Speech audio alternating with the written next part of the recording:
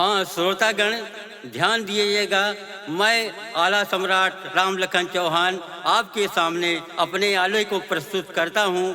अगर पसंद आए तो लाइक और सब्सक्राइब कर दीजिए। और इसमें हर एक तरह के हास्य रस, वीर रस, संयोग रस, श्रृंगार रस, हर एक तरह का वर्णन किया हुआ है। श्रोतागण ध्यान दे। नमस्कार। जय गणेश मंगल हरण विघ्न हरो गणराज, एक दंत कविवर बदन सिद्ध करो मम काज। मैया शारद तुम बिना किनाव पड़ी मझधार, मौज से अनिकट अधीन की माँ विनती सुनो हमार। माँ विनती सुनो हमार, आशरा चर चरणन को कृपा दृष्टि से फेरी करो प्रफुल्लित मन को। अमोल सिंह कथ कहाय सुनो हे दुर्गे मैया, दूर करो अज्ञान ज्ञान दो मैहर वाली मैया।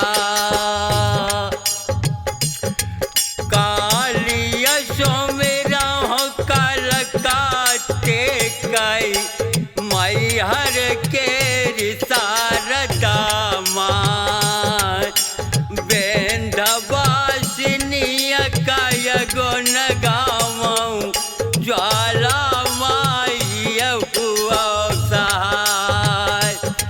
देवी चंद्रिका बक्सर वाली, दुर्गे कलम विराजो आय। कालिय सोमेरो करौलिय वाली, कही बय वीर पमारा गाय। माँ सरस्वती करो कृपा, महावीर तुम्हारो हाथ। महावीर तुम्हारो हाथ, नाह करो विलम्बा। धरो पीठ पर हाथ, लाज राखो जगदम्मा। गुरु की कृपा अपार, सुना हो अंजनी के लाला। धरो पीठ पर हाथ, आज गई बै हम आला। बैठा शारदा मोरी ढुअल कमा, जुअर में बैठा वीर हनुमान।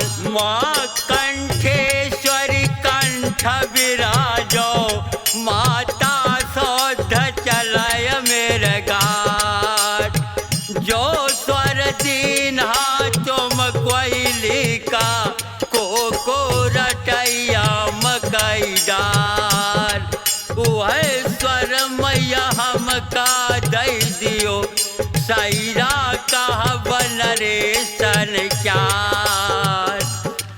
शिव शंकर जी काशी वाले, बाबा विश्वनाथ महाराज। आओ कन्हैया गोकुल वाले, तन बसिया को बजाय जाओ आय।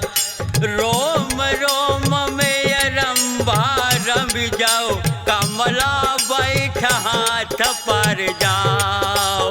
अन्नपूर्णा काशी वाली, माता भरा रहे भंडार। जैसे गंगा मधारा बढ़े, गंगा हार हार लारा। पहले सुमिरा हो गुरु अपने का, जिसने अविद्या दे सिखाए। मात पिता हम तो का सुमिरा, जिसने अत्यय किया प्रतिपाल। पांच पांडव द्वापर वाले, जो कल युग मल है नया उतार। आल्हा जन्मे है महुबामा, जौन रहे मंडरे कया उतार। मामा माहिल उरई मजन में, जौन रहे सकुनी कया उतार। लाखन राना कनौज वाले, जौन रहे अर्जुन कया उतार। पृथ्वीराज दिल्ली कई राजा, जौन रहे दुर्योधन कया उतार। ब्रह्मा ठाकुर महुबे वाले, नकुला पंडा कया उतार। हाथी पैदा भाई का जरिया बन, घोड़ा का बोल औ खंडार। सोच महोबा दिल्ली में पैदा, एक से एक कमाई कैला। कहब लड़ाई गढ़ मारो कै, जहाँ पर बसे करेंगा बरस 18 के आल्हा भाई, आओ 16 के भंवर मल खान। 12 बरस का वो दल हो गे, तब मारा ऊपर हनो निशान। मामा माहिल उरई वाले, जिनका चुंगल नकाई बाई पार। काउगत वरण हुई माहिल कई, सब कई कटा दिया करवा। अब क्या हुआ, आला उदल मल के सुल के सभी शिकार खेलने के लिए माता के पास जाते हैं, तो क्या होता है। आल्हा उदल मल खिया ब्रह्मा, धाधुया वर डरैया राय। जहाँ पाई बैठी मलना माता, पांचों हुआ पहुँच गए जाय। हाथ जोड़ तब बोलन लगी, माता बिनती सुनो हमार। बड़ी लालसा है जियरामा, जंगल खेलन जाए शिकार। हिरन मार जंगल से लैबै, मैया हुकुम दिया फरमान। सुन की बात है सब लड़िकन कै, मलहना बोलिए वचन सुनाय। उम्र के ही अठिया सब लड़िका हो, अब बहिन खेलन जाओ शिकार। यतनी सुन किया वो दल बोले, धर्म की माता सुनो हमार। बहुत जोर महुबे माँ हो गो, हमने सैर करी है ना। मार शिकार तुम का लैबै, माता हुक्म दिया फरमाए। जब बहु मन दिया खा जाऊ लड़िकन का, मानना कहा वचन समझाए। हद महोबे की जहाँ लो है, तहाँ लो बेटा घूमो जा। हद महोबा छोड़ न जइहो, लालन मानो कहा हमार। लेकर आज्ञा रानी मलना से, सब घोड़न पर भय न सवार। गए छुअड़ किया गढ़ महुबे से, औ जंगल में पहुँच गए जाए। गए सुबासिया पहर होइगा कि तीसर पहर गयो निचकार। बहुत दियर जंगल माँ घूमे पर नहीं कोई मिला शिकार। चलती चलती घुवड़िया थक गए सब लड़कों ने मानी हार। ताजमयाल बोलन लागे भैया सुनो महोबे क्या। अब तुम लौट चलो महोबे को पहुँचा वक्त शाम का यार। बोला उदल तब आल्हा से दादा सुनिए बचन हमार। वादा करी माता से आयल हम नहीं लौटब बिना शिकार। बिना शिकार लिए हम भैया हरगिज नाही महोबा जा।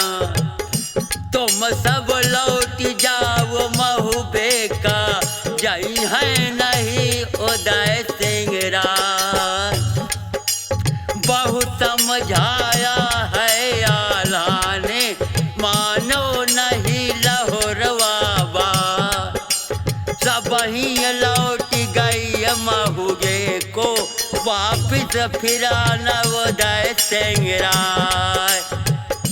इयड़ा मत कहर रस बियंदल को घोड़ा उड़ा पंख फैलाए। जहाँ इलाका था रही को दाखिल हुआ हुआ पैजा। हिरन पाल तू दई माहिल के तो जंगल में पड़ल दिखाए। दिखा हिरन चौझावर में मारन चले उदय सिंह राय।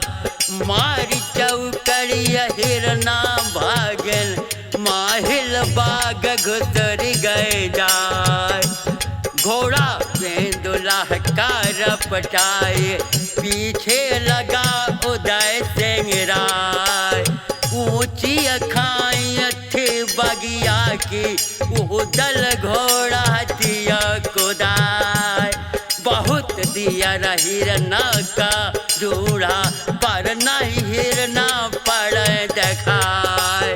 घोड़ा बेंदला की टापन से बगिया गर्द दई करवाए। रोस टूट गई जऊ मेहदी गए तब कियलन कह दियो गिराए। बागी हिरना ताऊ कियलों से अपनी तुरतई जान बचाए। केसर चवड़िया की बगिया में उसने घोड़ा दिया घुमाए। घेर मारो दो हिरनन को सारी बगिया दिया उजाड़। उजरी बगिया मालिया देखो तब उदल से कहा सुनाए।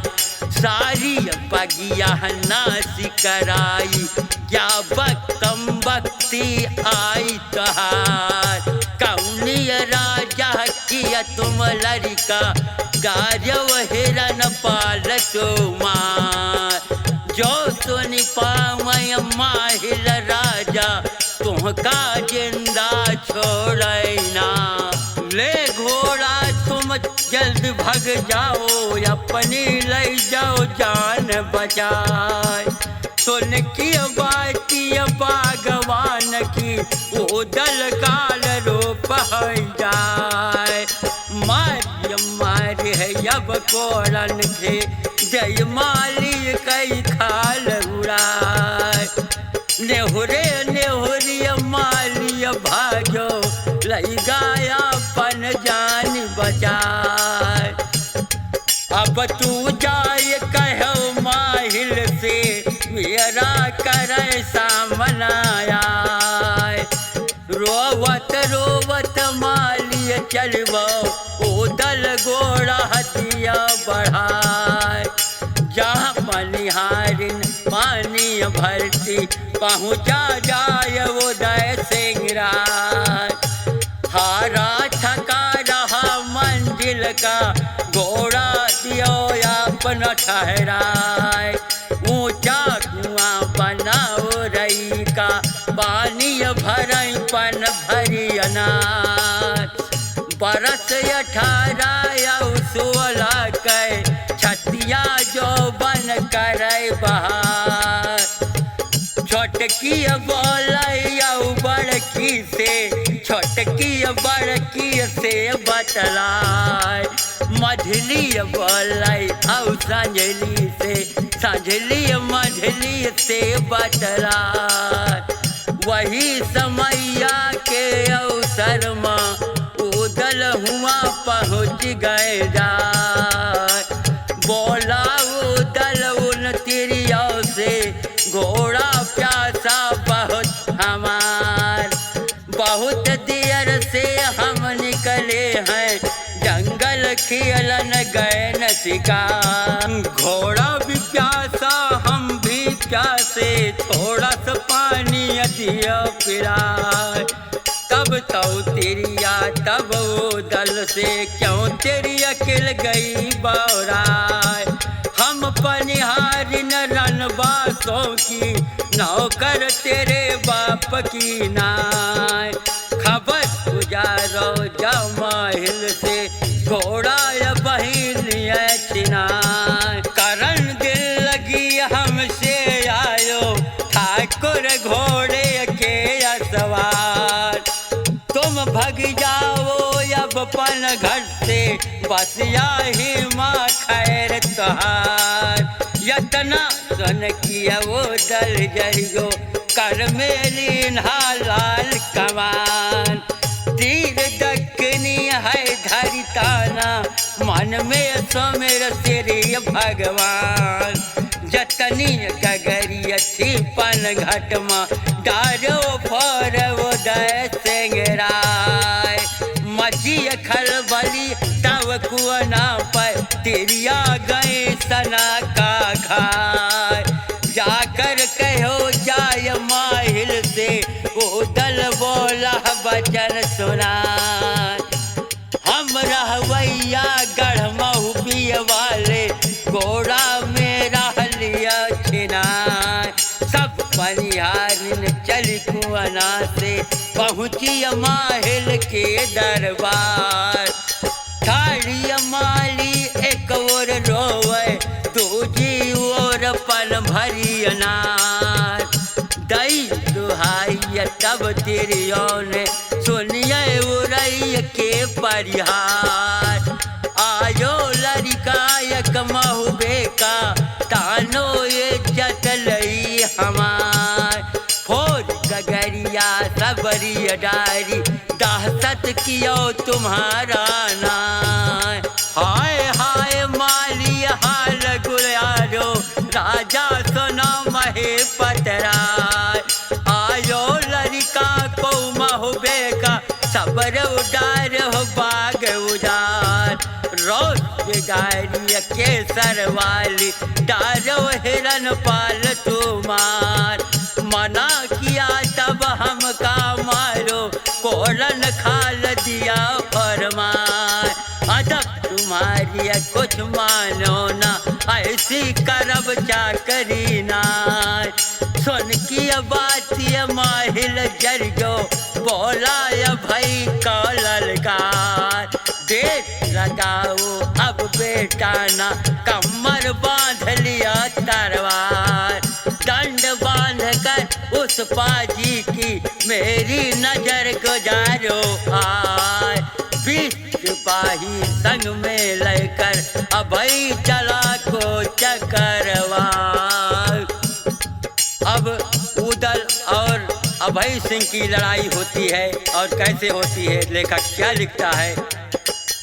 अभय पहुँचिया जब पन घाट पर गरुई हाँ कहा ललकार।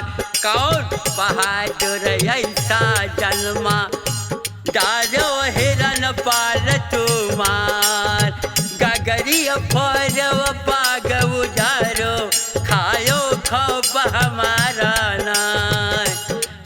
सिपाहिन के अभई को आवत देखा उदय सिंह राय यड़ा मस्कार रस बियंदुल को कलहा जौन महोबे क्यार अभई सिंह के अब मोहरे पर ओ दल गरोह देन ललकार लड़का लागो तुम मामा कह तासे लौट जाओ घर भाई असकुन की नाव फल रही माँ अभय बोला पटल सुनाए जियत महबा जाई न पैगा ओ देवल के राजकुमार यतना कही कि अभय सिंह ने तोड़ते चमक दई तारवार पैतरा तेवल वाला लग गया भई कहवार बजाय दिल में सोच किया तब वो दल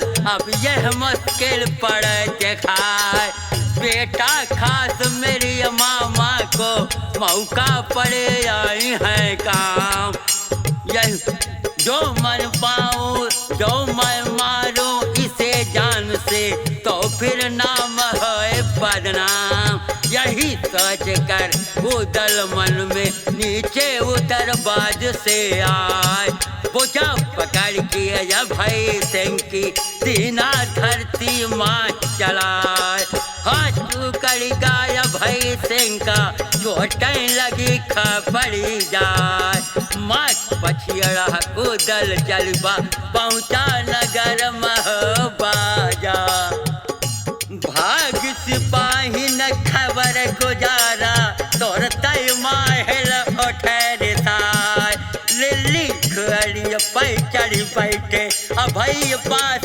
पहुँचे जाए डारे अभय थियकुआ नामा माहल लेन गद उठाए मरहम पट्टी कई अभय की महलन माय दिया पहुँचाए ललकारा धनवरिया को मोर ले कर तैयार हमर बैठो ओ दल का उठाती बुता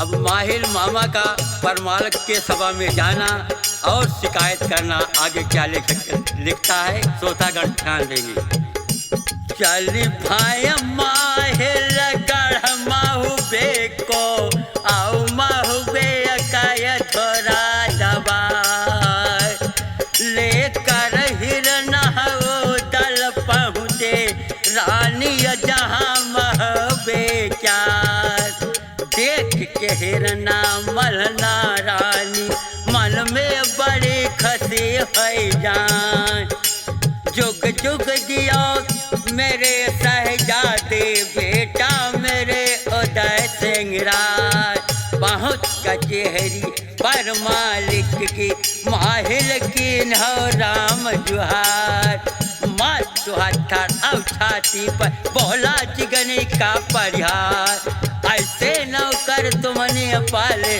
वो छी जात पना फरियाद फिर ना मारो बाग उजारो सुत के डारो हाथ उखाड़ कर्मो चोरी गगरी फोरी होरी बड़ा पेट माना यही बाला का ओ दल का असगुन करे महे पसार अहल बहादुर का घर ही के ठाकुर उदय सिंह सरदार टंगी खबरिया तेसराज की राजा जम्बे के दरबार चढ़ा करेंगा हमारा वाला हरिपुर वाले लौटाए सोवत मारे पक्षराज को बांधो देसराज को जाए हाथी घोड़ा हर नौ लखा सब ले गयो करेंगा राय लाखा पातुर देसराज की ताको मारो गयो लेवाय हो रही बातें यजमा